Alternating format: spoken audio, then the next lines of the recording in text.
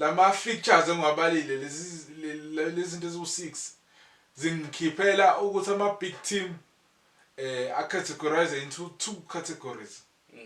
Khona ama traditional giants. Then bese kuba ama modern powerhouses. So ama traditional giants bafethu are based kakhulu kwi history nama trophies. Then bese kuba global brand. For example nje oMenu ilokhu traditional giant. Then bese kuba ama modern powerhouses. Ngisazoyibuyisa nala ngiyibuyisa nala eSouth Africa. So abantu abafana nalabo baqeda kwini Champions League, iPSG, bese kuba iMan City. Ama modern powerhouses labo. So they are still building a legacy. Yabo. Abantu abaqeda bane recent dominance, bane financial muscle, then basayibuild. So like South Africa, ama traditional giants ngenxa ukuthi bane history, ama trophies, then I brand yabo. Kuzoba Kaizer Chiefs and Orlando Pirates. By ama traditional giants. Then le any category I modern powerhouse kuzongena ini iMamelodi Sundowns. Ngenxani I financial muscle, I recent dominance, they are still building a legacy yabo.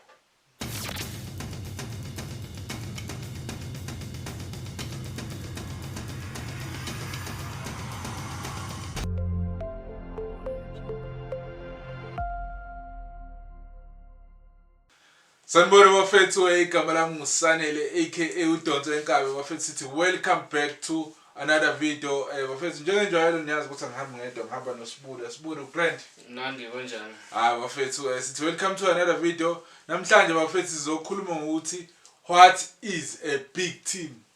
Yini enza team ibe nkulu? So sizobala zonke ke ama characteristics or ama features enza team ibe nkulu. Ukuthi mapha ama team amakhulu akhona la eSouth Africa. So before we get into the video, please follow us on YouTube at Starting11XI. Ila uzosithola khona. So sizokhuluma ngokuthi what is a big team? Then Sibuda nani? Yeah, sibheke ne movement ka Squish. Yeah. Okay. So bafethu ke ngiyangena ngizochaza nje kabanzi ukuthi what is a big team? So bafethu team enkulu la eSouth Africa sinama team amakhulu awu3.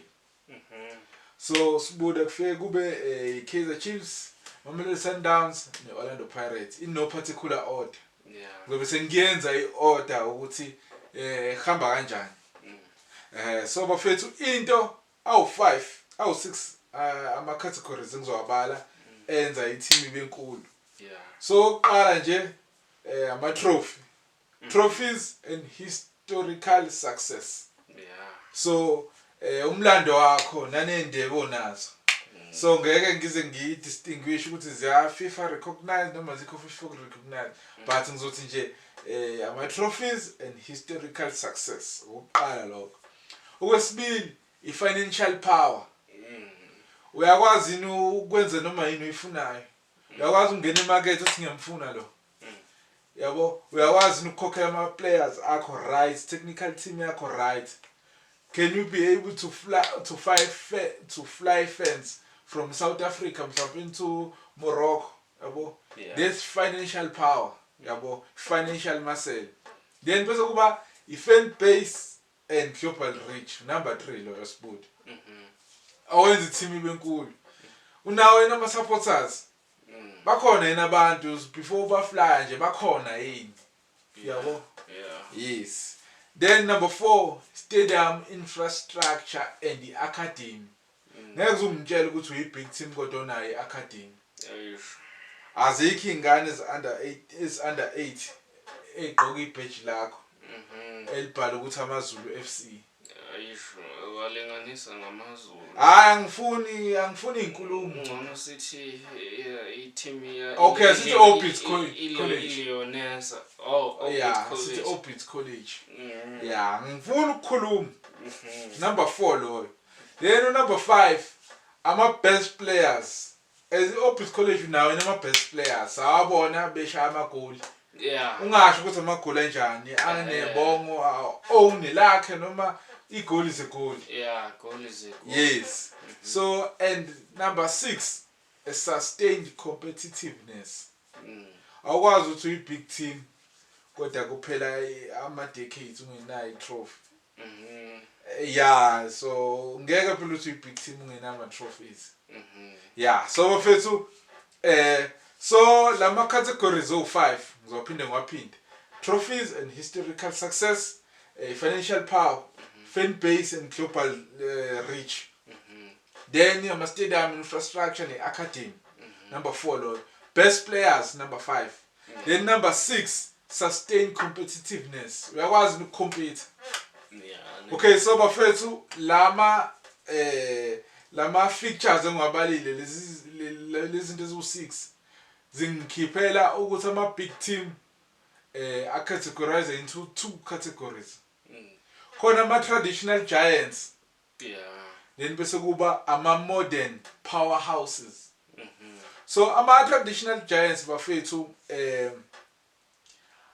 are based kakhulu kwi history nama trophies. Then bese kuba global brand. For example nje o Man U.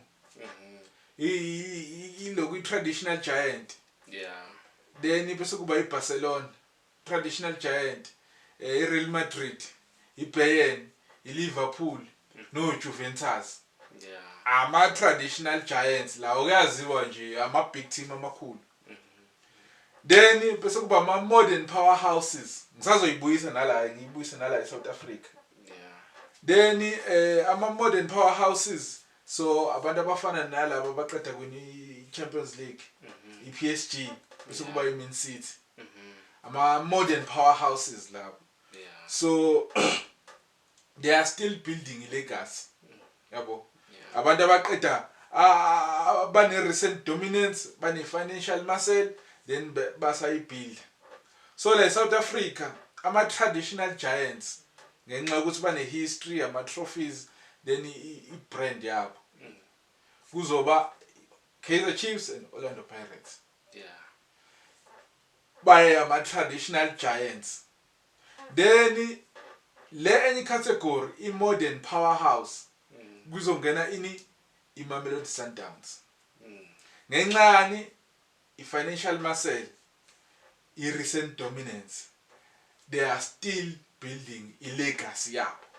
Yeah. So lapho mothatha ukubheka ungaba ungaba big team ungenama fans amaningi. Ngenxa ukuthi unani une financial muscle, uya dominate, une dominance. Phela iMamelodi Sundowns dominator. Yeah. Then basa build a legacy yabo.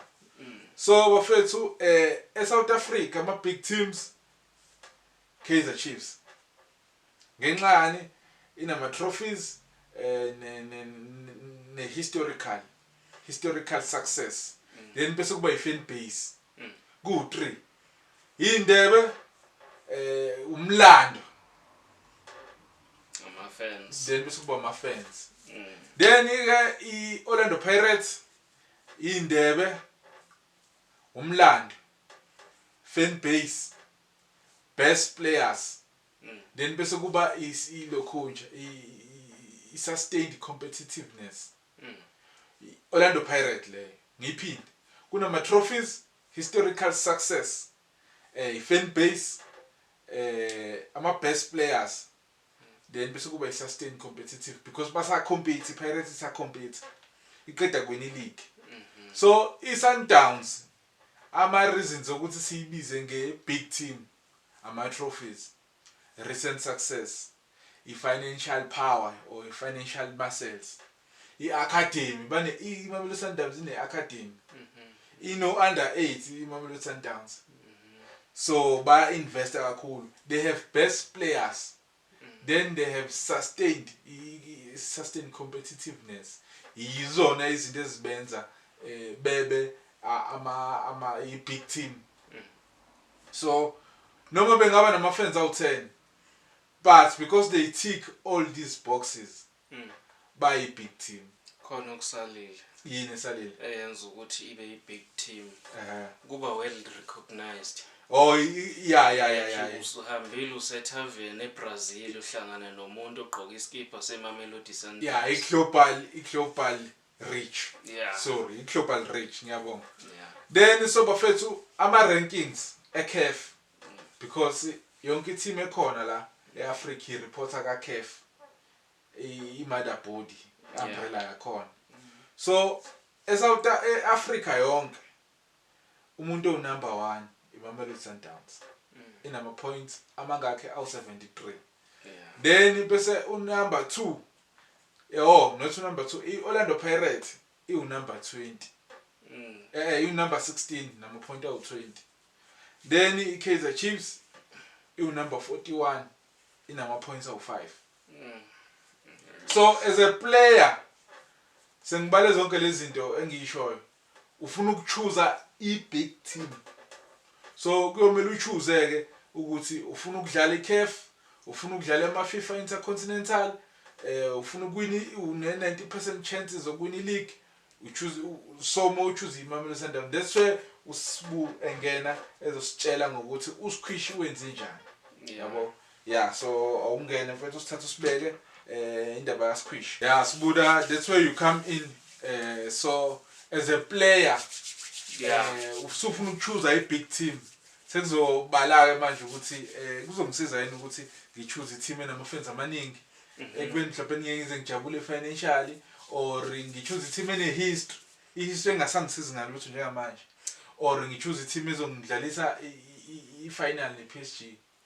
Yeah, kona into eshayile la lento comparator ngeke ngabuka kuma lama teams oyi3 mhlambe lento qhathanisa neplayer le Pirates compared to le Sundowns nobani kulandwe nama legend. Ama legend amadala khona ewaziwayo. Yeah. They were playing for i-badge. Awafika yini ukudlalela i-badge? Ukudlalela i-club igama layo. Oh man. Yabona bafethu ukudlalela i-badge ilento esiyenzayo la. Nathi sishuthela i-badge ngoba sikahola anginana nisubscribe. Nathi sishuthela i-badge ke kushuthi kuyona ukudlalela i-badge kodwa okuchaza mhlawumbe indlela yakho. I-badge igama ngithi kunegama. Yeah, nali i-badge sishuthela i-badge igama then bese kuba i-badge. Kusho ukuthi igama le team lapha kwi-badge yakhona seyonke la uphawu iyona i-badge igama likhulu liyaziwa. Bese uzolibona phi leli gama kwi-badge. Success, yes. Ila khona ingaka ama players ama legend engena i-history ngathini i-success efana neyobani neyaPercy Tau. Awanayo leyo success. Usahamba phambili uPercy Tau ngesuccess ebholeni eningizimu Afrika. Manje ngama-CAF amaningi. Yeah, unama-CAF Champions League awu-3. Yabona. With different teams. Nama league international. Hayi eyodwa. So asidlule lapho. Yeah. So sine Golden Arrows. Yeah. Ne Orlando Pirates kunomdlali ofanele othengwa iPirates kwiGolden Arrows. Showcase. uNdlovu. Yeah. Ndlovu wabonakala kwicamp ye Orlando Pirates. Yabo bavumelene ngama terms abo iPirates ne Arrows. Yeah. Bathathu labantu bavumele. So personally uNdlovu yena benama expectations akhe nezinto ayilendele nezinto ayifunayo. I-showcase. Yabo ngenze ukuthi uyenzile i-research yakhe. Njengani Orlando Pirates kube yiyona team esayine kakhulu ukudlula wonke ama team cishe last season. Adayisa futhi kakhulu, adayisa uMbokazi. Yabo. Yeah. Adayisa uMfukeni banayo 10 players Nduli, Kwayiba, Apolis, Mashilwane, Lemtajela, Undaba, Mbuthuma, Moremi, Khotsile. Yabo. So ithengile man. Yeah. So uma ebheka ihistory nokusayina ukuthi okay ileague itholiwe ama cup alocal atholiwe but CAF wise Orlando Pirates iphume kuma preliminary. Ayudlalanga CAF. Wabheka ushintsho umholo. Bemhola ushintsho la kwiArrows. so la fanele phela ngidevelop manje ngithi ufuna ukukhula namanye wise fanele kusho ukuthi ku Arrows bedlalela ibench sekhathele ukudlalela ibench ya mhlawumbe ngithi kungenzeka ukuthi abanayo i-financial stability ukuthi bangaholela ngezinga leli liphezulu mhlawumbe ibanki la khona likho right so ngesibabize ngebadge khona imfalakahlana abayikhiphayo ngokusemandleni abo so mayifika la kungenzeka ucomparishile ukuthi fanele kube khona mhlawumbe umehluko mhlawumbe wa 10% kulamaholo fanele ngibenefit yabo mhlambe akangabona ukuthi benefit akwabona ukuthi angizukhola ngalendlela efanele ngihole ngayo but yeah ngizodlalela ibadge ukuthi i-team idumile iyaziwa nami ngizoduma same time ngithanda ne-recognition angithi uma ulapha kulama team uzorecognize ukuthi uzodlala esquadini mawudlala esquadini udlala o-AFCON udlala o-World Cup ukuthi azokubona lapho ama teams aphesheya kuza kusayini so konke leyo package i-recognition i-under i-badge sibakhulu thina azokubona amanye ama-club e-Africa azokubona amanye ama-club overseas yeah ikhombo ukubizwa esquadini i-big team kuyikhombo nje ehlangene phansi kwe-badge yeah sengiyayibona indaba okudlalela ibadge yeah yawo so manje change of mind wabonile okay i-history i-good i-recognition ikhona i-fame ikhona yeah kule team le njengoba ngidlalela ibadge so manje in terms of financial uhola ayicha ngifuna ukuqamba amanga alikho mnandi uholo la lapha ya ubuze uthwala khona umdlalo kuthiwa uthwala ngazi nompractic thwala legend yawo i-legend yalapha ubuze indaba yeholo ukuthi uzothini kungenzeka ukuthi uyibone uyenzile i-homework uyazi wayidlala nje wayidlala sengisho uNdlovu ukuthi utholile ukuthi ikhambeni so uma ebuka la uma ngihamba ku-Pirates ngiya ku-Sundowns ngine chance yokuthi ngiwina one of ama local cups including i-league yesibili guaranteed ngizodlala i-CAF fake lama stage before ama local cup ne-CAF nani umdlalo ozolandela ngithi manje i-Super Cup yeah CAF final CAF original ne-CAF light winners bazobhekana kanje he might mhlambe angayithola i-feature lo mdlalo iqubule yabo ubuka ubani mayedlala lo mdlalo ubuka ama team amaningi abedlala i-CAF even phesheya yabo kungenzeka ukuthi uyibukile leyo umdlalo olandelayo i-winner ezodlala lapha i-Asia ne-Pacific i-winner yalapho izodlala ne-Mamelodi Sundowns home yabo enye futhi i-cup leyo ubani okwayidlala leyo game mhlambi Orlando Pirates asingangeni kakhulu yeah nale America kwema continental ama-continent akhona kuzoba ne-win i-Challenger Cup FIFA Challenge Cup unethemba lokuthi angafeature kulowo mdlalo so le mali uma ngabe feature azoyithola ngokudlala lama games lawa abanye abangakaze bawadlale soloku bazalwa nabanye abadlalela i-badge abangama legend abangakaze bawadlala izoba nkulu compared to le mali abezoyihola kule team ayiyekile yabo uma beyiwina i-Challenger Cup bayoface ama UEFA Champions League winners ngeke ubuke yena uCristiano Ronaldo lo mdlalo phela umkhulu ukudlula i-UEFA final lo mdlalo yabo ne yebo mkhulu ukudlula i-UEFA final kahle leyo cup ilandela i-World Cup i-Club World Cup yes ngobukhulu leyo cup competition yabo so by the virtue of ukuthi befike iMamelodi Sundowns kuleyo mdlalo sebe number 2 umhlaba wonke iyabona ke i-rating ama-point ayanyuka ku-CAF akekho kuzoba negap enkulu phakathi kwa number 2 ngama FIFA ranking no number 1 mhlambe kuzaba u10 or 15 or 20 so even noma beluza bathola i-silver uzokwazi ukuthi I was there yeah silver medal I was there yabo so uma ibuka lento ukuthi ngizoba part of leyo team leyo ngizoba mkhulu ngizoyithola i-recognition on top of that ngizoba rich uzoba rich uma ngabe efikile kwi-international kwi-Internet Cup. Yes. Uzoba rich cause ukudlala lapho if i-CAF compensate i-team ukuthi izilezo participate kuma games wayo iyayikhipha imali. How much more uFIFA ke masudlala lama cup? Uzokhipha ngoba nama nations nje kuyi World Cup uyayikhipha imali. Yabo uyayikhipha imali. So manje ukuyodlalela i-badge compared to i-modern team big njengoba ubusho njalo yini azoyikhetha.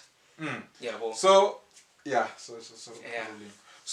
so manje uyakhetha ukuthi ngifuna ukuhamba nehistory endala or recent ukuthi because ukuba big manje sekuhlukene.